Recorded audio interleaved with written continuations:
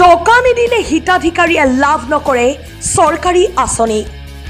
শৌচালয় আৰু জব কাৰ্ডৰ একাউণ্ট খুলি দিয়াৰ নামত বিজেপি ৱাৰ্ড সদস্যাৰ স্বামীৰ বিৰুদ্ধে ধন সংগ্ৰহ কৰাৰ গুৰুতৰ অভিযোগ উত্থাপন হৈছে। এইজন হ'ল পশ্চিম লামডিং পঞ্চায়তৰ 2 নং ৱাৰ্ড সদস্যাৰ স্বামী পংকজ বিশ্বাস। শৌচালয় দিয়াৰ নামত কাৰোবাৰ পৰা 300, আন কাৰোবাৰ পৰা 400 লগতে জব কাৰ্ডৰ একাউণ্ট খুলি দিয়াৰ নামত 600 টকাকৈ ধন সংগ্ৰহ কৰাৰ অভিযোগ গাঁৱৰ একাংশ মহিলাৰ।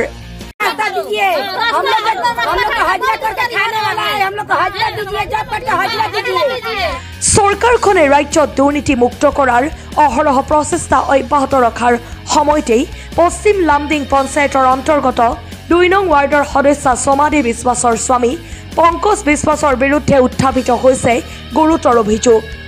পশ্চিম লামডিং পঞ্চায়তৰ অন্তৰ্গত 2 নং ৱাৰ্ডৰ স্বস্তি গাঁৱৰ স্থিত হিতাধিকাৰীৰ শৌচালয় আৰু জব কাৰ্ডৰ একাউণ্ট খুলি দিয়াৰ নামত পঞ্চায়তখনৰ বিজেপিৰ ৱাৰ্ড সদস্যাৰ স্বামী পংকজ বিশ্বাসে ধন সংগ্ৰহ কৰাৰ অভিযোগ উত্থাপিত হৈছে। অভিযোগ অনুসৰি লামডিং সমষ্টিৰ অন্তৰ্গত পশ্চিম লামডিং পঞ্চায়তৰ 2 নং ৱাৰ্ডৰ শাস্ত্ৰী গাঁৱত হৈছে এই অনিয়ম। পঞ্চায়তটোৰ 2 নং ৱাৰ্ডৰ সদস্যা সোমাদেৱী বিশ্বাসৰ স্বামী পংকজ বিশ্বাসে একাংশ দৰিদ্ৰ মহিলাক শৌচালয় আৰু জব কাৰ্ডৰ একাউণ্ট খুলি দিয়াৰ নামত ধন সংগ্ৰহ কৰাৰ গুৰুতৰ অভিযোগ উত্থাপন হৈছে। পঞ্চায়তটোৰ 2 নং ৱাৰ্ডৰ সদস্যাৰ স্বামী পংকজ বিশ্বাসে ধন সংগ্ৰহ কৰাত শেহতীয়াকৈ ক্ষোভিত হৈ পৰিছে গাঁৱৰ একাংশ মহিলা। উল্লেখযোগ্য যে ধন নিদিলে কোন প্ৰকৃত হিতাধিকাৰী চৰকাৰী আঁচনি লাভ নকৰাৰ অভিযোগ উত্থাপিত হৈছে। মুখ্যমন্ত্ৰীৰ দুৰ্নীতিমুক্ত অসম গঢ়াৰ সপোনক বুঢ়া আঙুলি দেখুৱাই দুৰ্নীতি লিপ্ত হোৱা বুলি অভিযোগ উঠা এনে কৰ্মীৰ বিৰুদ্ধে কি ব্যৱস্থা গ্ৰহণ কৰা হ'ব ইয়াৰ পৰৱৰ্তী সময়ত লক্ষণীয় হ'ব। लेटरिन के पैसा लिया है 300 रुपया। कौन लिया? पंकज कौन है? नेमर के थी हस्बैंड। जब कट के बोला कि अकाउंट नंबर खोलेगा, हमको 600 रुपया चाहिए। तो हम बोला कि हमारा तो अकाउंट नंबर उसका है। तब बोला कि वैसे नहीं होगा, दूसरा लगेगा। हाँ, तब पैसा दिया है? पैसा दे दिया। किसको पैसा दिया?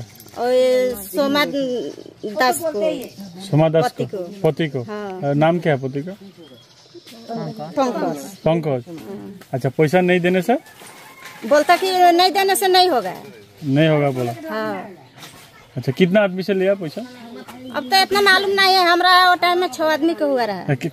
हम लोग से पंकज दास आए थे लेटिंग के लिए 300 रुपया मांगे तो हम लोग दे दिए। अच्छा, कितना आदमी से लिया? अब तो ये मालूम नहीं है, इधर का बस्ती के जितना आदमी से मांगे उतना आदमी दे दिया 300 रुपया। अच्छा, पंकज कौन है? मेंबर। हाँ? मेंबर का हस्बैंड है उमा देवी के, सुमा देवी शाह का। किस लिए पैसा तो दिया आप लोग? लेटिंग के लिए। और लेटिंग देगा आप लोग को? हाँ। सरकारी लेटिंग देगा? हाँ। अच्छा, आप लोग पैसा तो क्यों दिया? और बोले हैं कि लेटिंग देंगे, इसलिए हम लोग दे देंगे। घूम घरे घर में घूम पैसा नहीं देने से आप लोग का शौचालय नहीं रहा? कहाँ देता है कोई?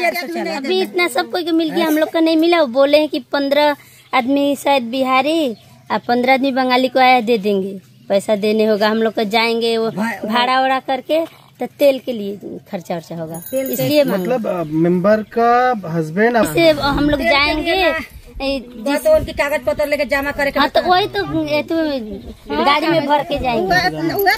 क्या जैसे पंकज चाह रहा, जैसे बोला कि बाथरूम के जैसे तो लोग के बाथरूम लगता है, तो हम लोग बोला कि हाँ हम लोग के बाथरूम नहीं है, बाथरूम लगेगा। तो ठीक है, बाथरूम आया है से आप लोग के बाथरूम लगने से 300 रुपया लगेगा। कागज पत्र जैसे भरने के लिए हम लोग के जैसे जाने होने के जैसे भरने के लिए पैसा लगेगा। तो नहीं तो इससे तो नहीं आएगा। तो हम कहने कि हाँ भाई जाने से तो भाई पैसा लगता है। तो हम 250 रुपया दिया, तो बोलता है कि नहीं 300 रुपया लगेगा। तो हम बोलता है कि 300 रुपया नहीं है, हम बाद में देगा 50 रुपया। तो बोला कि ठीक है। 250 रुपया दिया। हाँ। कितना आदमी से? ना तो पता नहीं है, अब घर में किसके घर में ढुका है, किसके घर में नहीं ढुका है। अच्छा, पंकज कौन है? मेमर के हस्बैंड है। हाँ? के हस्बैंड है। अच्छा, पैसा नहीं देने से? अब वो बोलता है कि नहीं पैसा नहीं देने से आप लोग के नहीं आएगा बाथरूम। এই সম্পর্কে আমি নাজানো, একটু নাজানো। আমার অফিসের পৰা কোনো ইনস্ট্রাকশন নাই যে পঙ্কজ বিশ্বাস প্রথমতে হল। আপনি চিনি পান? চিনি পাও। আমার 2 নম্বর ওয়ার্ডর নবনির্বাচিত পঞ্চায়েত সদস্য সোমাদেৱী বিশ্বাসৰ হাজবেণ্ড হয়। আৰু আমাৰ গভৰ্ণমেণ্টৰ এটা ইনষ্ট্ৰাকশ্যন আছে যে আপোনালোকে সকলোৱে অৱগত হৈছে এইবাৰ পঞ্চায়ত নিৰ্বাচনৰ পিছত আমাৰ পঞ্চায়ত মিনিষ্টাৰ বা আমাৰ CM ছাৰেও কৈ দিছে যে কোনো প্ৰতিনিধি যদি পঞ্চায়ত প্ৰতিনিধি যদি মহিলা হয় তাৰ হাজবেণ্ড অফিচত আহিব নোৱাৰিব বা চৰকাৰী কোনো কামত মেম্বাৰ লগত মানে সহযোগ কৰিব নোৱাৰিব, হস্তক্ষেপ কৰিব নোৱাৰিব।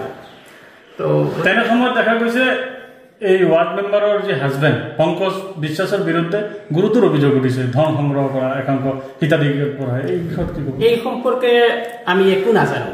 তেওঁ ল'ব পাৰে নে? এইটো আমি কেনেকৈ ক'ম? এতিয়া লৈছে না নাই? আপোনালোকে ফিল্ডত গৈছে, আপোনালোকে একাংশ মহিলা অভিযোগ দিছে, হয়তো হ'ব পাৰে, কিজানি আমি এইবিলাকে সম্পৰ্কে নাজানো। আমাৰ অফিচত এইবিলাক কোনো অভিযোগ অহা নাই, আৰু অভিযোগ আহিলেও আমি এইটো কাম কৰিব কেতিয়াও নিদিওঁ, কিয়নো আমাৰ গভৰ্ণমেণ্টৰ এনেকুৱা কোনো ৰুল নাই। আমাৰ জব কাৰ্ডৰ কাৰণে বা জব কাৰ্ড সম্পৰ্কীয় কোনো কাম কাজৰ কাৰণে আমাৰ DRS আছে, তেখেতে কোনো ইনষ্ট্ৰাকশ্যন দিব। মোৰ জনামতে তেখেতে কোনো ইনষ্ট্ৰাকশ্যন তেনেকুৱা দিয়া নাই আৰু নিদিব, কেতিয়াও নিদিয়ে।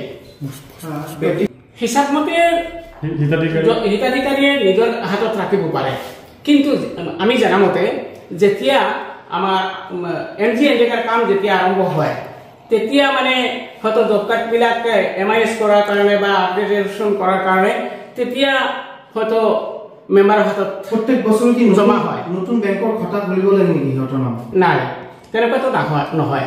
বছৰ বছৰ ধৰি মেম্বাৰৰ হাতত জব কাৰ্ড ৰাখি দিয়াৰ অভিযোগ উঠিছে, কি হ'ব? সেইটো আমি নাজানো। জব কাৰ্ডৰ হিতাধিকাৰী তেওঁলোকে এটকা ধন নাপায়, অভিযোগ দিছে তেওঁলোকে। সেইটো আমি সম্পূৰ্ণ ধন আত্মসাৎ কৰে মেম্বাৰ। এইটো আমি নাজানো। এইটো জব কাৰ্ডৰ DRS আছে, তেখেতে জানিব, আৰু জব কাৰ্ড হোল্ডাৰ যিসকল আছে তেখেতেই জানিব। স্কিমৰ কামটো আমাৰ মেম্বাৰসকলৰ জৰিয়তে, আৰু গভৰ্ণমেণ্ট এমপ্লয়ী আছে, আমাৰ DRS আছে, তেখেতেই এইবিলাক কাম কৰে।